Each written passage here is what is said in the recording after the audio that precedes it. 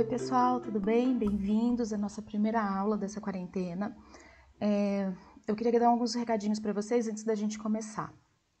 Primeira coisa, esse conjunto de aulas agora, a gente vai abordar 3 temas, tá? Teoria atômica de Dalton, leis ponderais e início de reações químicas. Eu separei em 3 aulas, então vocês têm que assistir essas 3 aulas para ter todo esse conteúdo. A lista de exercícios que está lá no Google Forms é para essas 3 aulas, mas a cada aula você vai ter um exercício específico para responder online, tá? Fiquem atentos, qualquer dúvida eu estou online aqui embaixo, falem comigo, não esqueçam de deixar nome e número para marcar presença, tá bom? Um beijo e boa aula!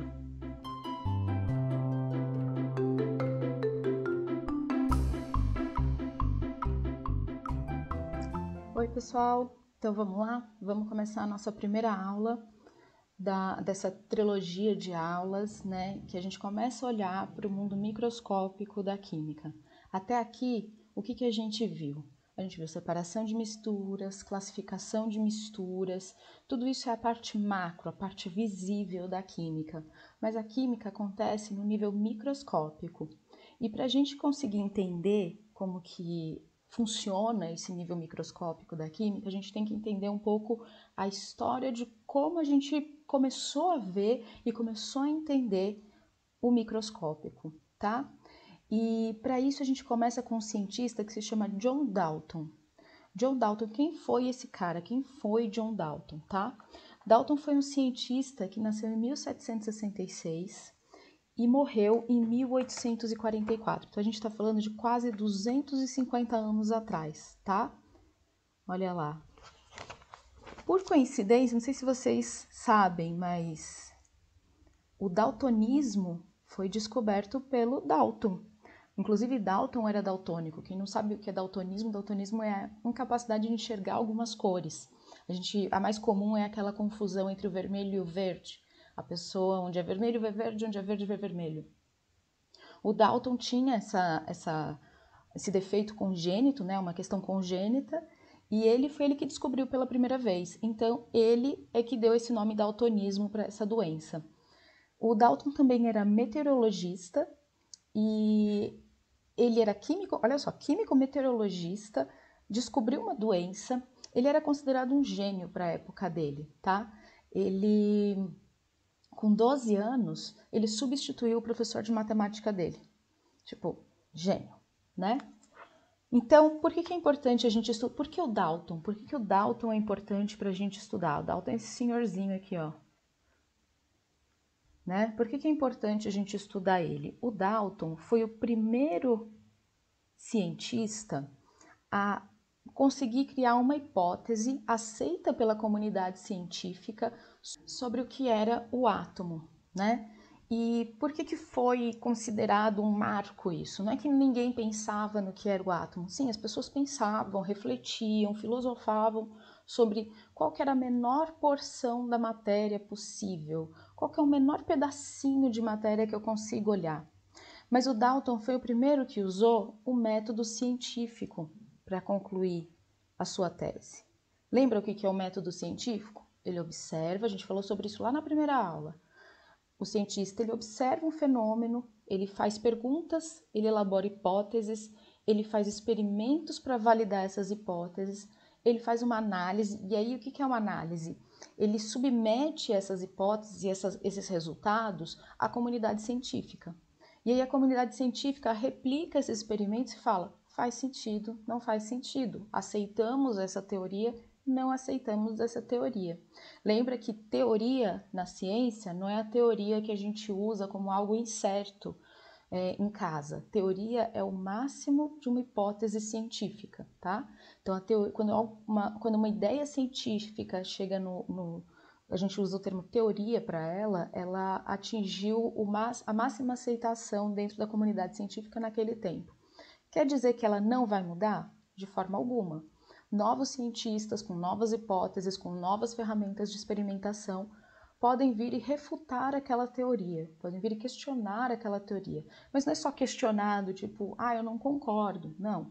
Eles fazem novas perguntas, formulam novas hipóteses e fazem novos testes que validam ou não a teoria anterior. Tudo bem? Então, por isso que o Dalton foi tão importante. Lá em 1800 e alguma coisa, ele foi o primeiro cientista a conseguir dar uma visão e uma metodologia científica para a análise do que é um átomo, tá? E o que o Dalton disse sobre o que é um átomo? Vamos lá. Em 1803, ele divulgou sua primeira teoria científica sobre a existência dos átomos. Então, ó, presta atenção. Para o Dalton, o átomo, olha aqui, ó.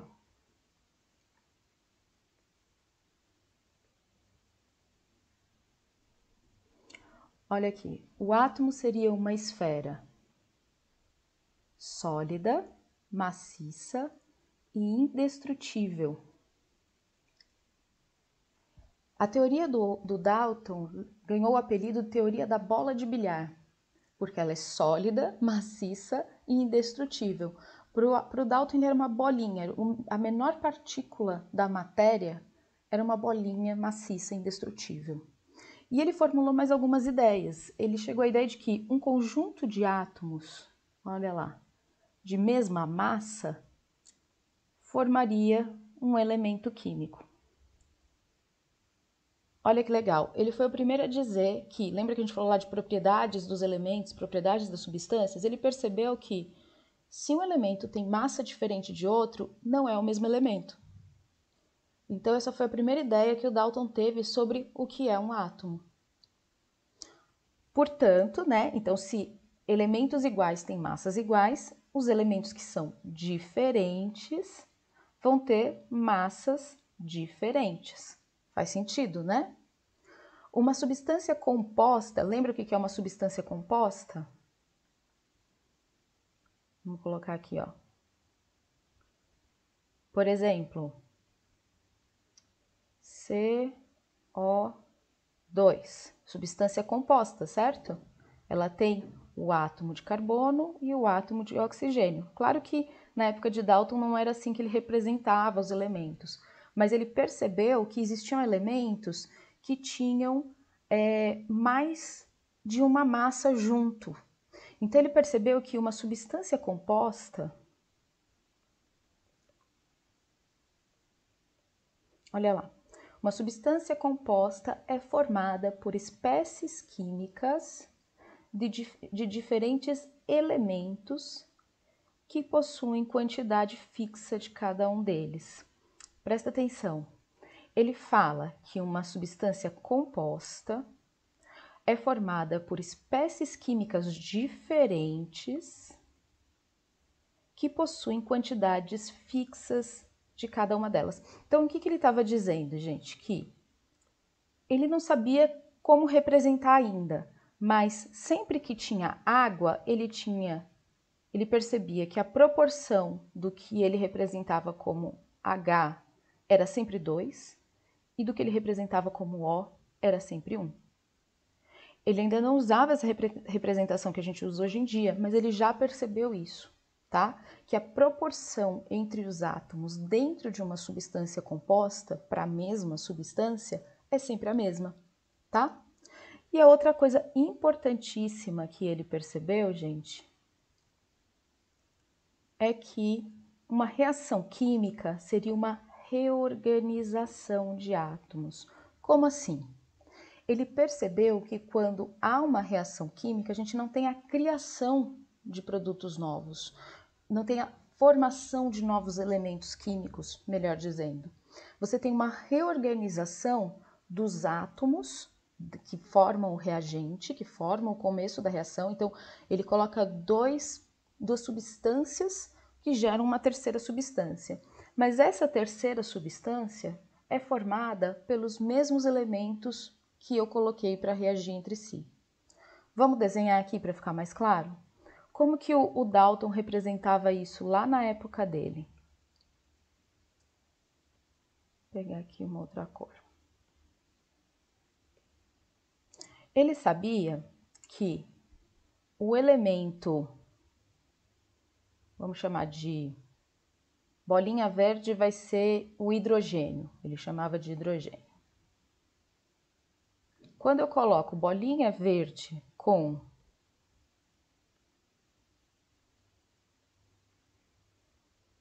mais bolinha azul, que é o oxigênio, nas condições propícias para isso, ele sempre vai ter uma combinação de bolinhas verdes com bolinha azul. Então, o que isso quer dizer? Nenhum elemento químico novo foi formado. A substância nova, ela é baseada nos elementos que compunham os elementos iniciais da reação. Deu para ficar claro? Pensa como isso era novo na época. Eles não entendiam como quando eu juntava o elemento A com o elemento B, eu formava o C. Eles achavam que o C era uma coisa totalmente nova, um novo elemento. E o Dalton foi o primeiro a dizer que não é um novo elemento. É só uma substância feita pelos elementos que eu combinei inicialmente. Então, olha só, era assim que o Dalton representava cada um dos elementos que ele ia descobrindo. Então, o que ele não tinha como representar, ele então entendia que cada elemento era essa esfera maciça, indestrutível, então ele começou a desenhar com características diferentes só para distinguir um elemento do outro. Então, o oxigênio era essa bolinha vazia, o carbono era uma bolinha preta, hidrogênio com né? E assim por diante. E olha como eram as substâncias compostas. Ele juntava, olha para a água. A água ele sabia que tinha hidrogênio e oxigênio. Olha aqui. Amônia, sabia que tinha hidrogênio e nitrogênio. Percebe? Era assim que ele representava os elementos químicos e as reações químicas na época. Ele não tinha a formação, a ideia de mostrar os elementos como a gente mostra hoje, com as proporções das fórmulas químicas. Então era assim que o Dalton representava cada um dos elementos e cada uma das substâncias lá em 1800. Mas não foi só isso que o Dalton percebeu, tá? A teoria do Dalton também se juntava e se justificava com teorias de outros cientistas um pouco mais antigos que ele. Até rola uma disputa aí, dizendo que ele, na verdade, se apropriou dessas ideias. Enfim, a verdade é que a ciência ela vai se complementando.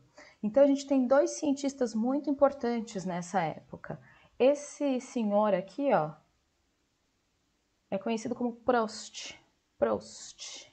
Nomezinho chato, né? Vou tentar escrever aqui, ó.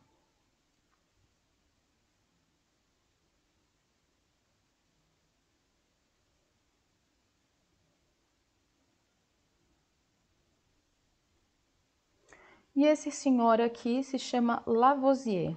Vocês já devem ter ouvido falar desse nome, porque é nome de laboratório hoje em dia.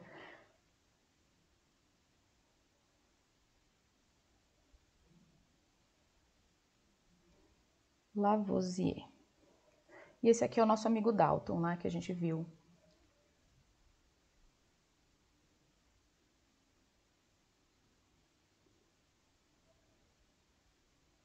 Tá?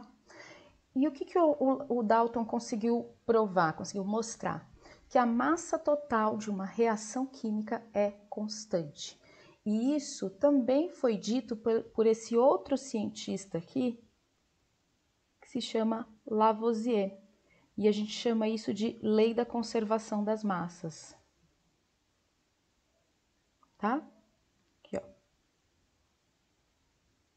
Aquele carinha ali, ó.